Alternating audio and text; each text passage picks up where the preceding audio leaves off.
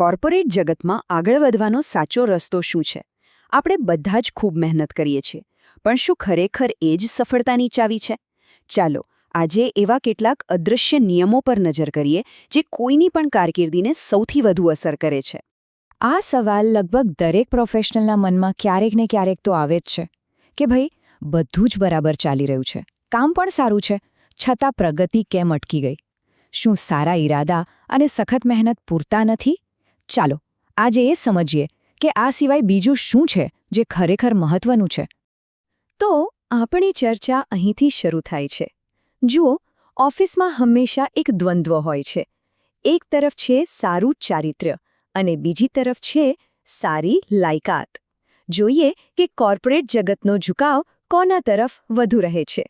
એક વાત તો સાવ સાચી છે કે સારો માણસ બનવા માટે કોઈ ડિગ્રીની જરૂર નથી. એ તો આપણા વર્તન, આદર અને સમજણથી દેખાય છે. પણ કોર્પોરેટ જગતનો તર્ક થોડો અલગ છે, થોડો ભૌતિકવાદી. અહીં તમારી લાયકાતનું માપ ઘણીવાર તમારી ડિગ્રી બની જાય છે. તો સવાલ એ થાય કે પ્રમોશન માટે આ લાયકાત અને ડિગ્રી આટલી બધી નિર્ણાયક કેમ બની જાય છે? ચાલો સમજીએ. જુઓ, આ એક કડવી વાસ્તવિકતા છે. આને કોઈની વ્યક્તિગત નિષ્ફળતા તરીકે ના જોવી જોઈએ, કારણ કે આ એક સિસ્ટમની જાળ છે. આખી કોર્પોરેટ સિસ્ટમ અમુક ચોક્કસ નિયમો પર ચાલે છે, અને આ નિયમો આપણી ભાવનાઓની બહુ પરવા નથી કરતા. અને મુદ્દો એ છે કે જે લોકો પ્રમોશનનો નિર્ણય લે છે એ લોકો પણ આ જ સિસ્ટમમાંથી પસાર થઈને આવ્યા છે. એમના બોસે એમને ડિગ્રીના આધારે પ્રમોટ કર્યા હતા અને હવે એ લોકો પણ એ જ માપદંડોને અનુસરી રહ્યા છે. આ એક ચક્ર જેવું છે જે ચાલતું જ રહે છે. આખી વાત એક સાંકળની જેમ કામ કરે છે. ડિગ્રી પર ફોકસ કરવાની આ માનસિકતા મેનેજમેન્ટના દરેક સ્તરે મજબૂત થતી જાય છે. તમારા બોસ એમના બોસ વિશે વિચારે છે અને એમના બોસ આખી સિસ્ટમ વિશે. એટલે જ આ એક એવી હકીકત બની જાય છે જેમાંથી છટકવું લગભગ અશક્ય છે. અહીં એક મનોવૈજ્ઞાનિક પક્ષપાત પણ કામ કરે છે. મોટાભાગના લીડર્સ એવા લોકોને વધુ પસંદ કરે છે જેમનો શૈક્ષણિક રસ્તો એમના જેવો જ હોય. જાણે કે એમના માથા પર એમની પોતાની ડિગ્રીનો એક અદૃશ્ય તાજ હોય, અને એમને એવું જ લાગે કે જેની પાસે ડિગ્રી નથી એ તાજ વગરના છે. તો પછી આ સિસ્ટમમાં આગળ વધવાનો ઉપાય શું? ચાલો હવે આ સિસ્ટમમાં ટકી રહેવા અને આગળ વધવા માટેના એકદમ સ્પષ્ટ અને વ્યવહારુ ઉકેલ પર ધ્યાન આપીએ.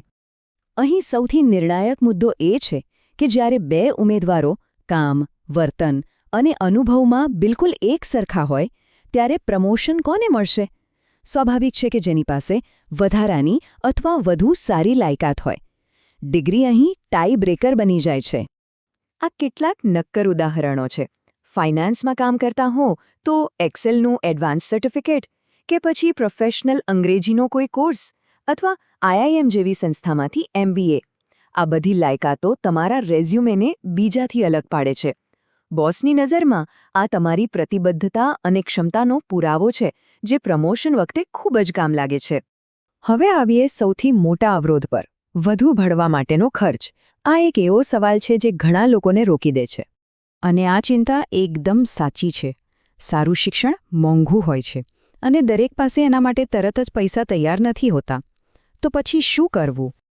આપણે શૈક્ષણિક લોન વિશેનો આપણો દૃષ્ટિકોણ બદલવાની જરૂર છે.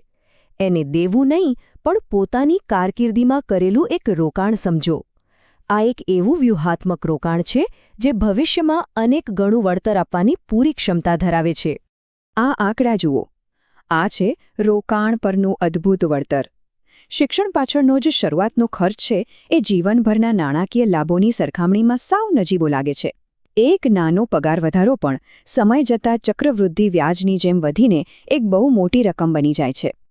ચાલો હવે આ વિશ્લેષણના અંતિમ અને સૌથી મહત્વાકાંક્ષી ભાગ તરફ આગળ વધીએ.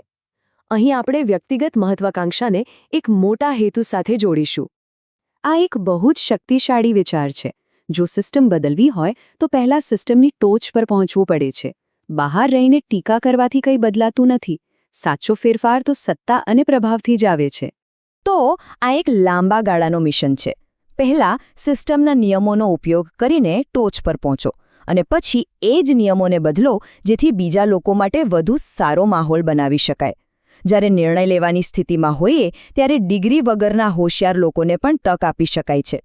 તો હવે અંતમાં સવાલ એ છે કે કોઈ પણ વ્યક્તિ પોતાની પ્રગતિ માટે શું કરવા તૈયાર છે? તમારી કારકિર્દીની વ્યૂહરચના શું છે? આ બધી વાત જાણ્યા પછી કયા પગલાં લેવા સૌથી વધુ જરૂરી લાગે છે? આના પર વિચાર જરૂર કરજો.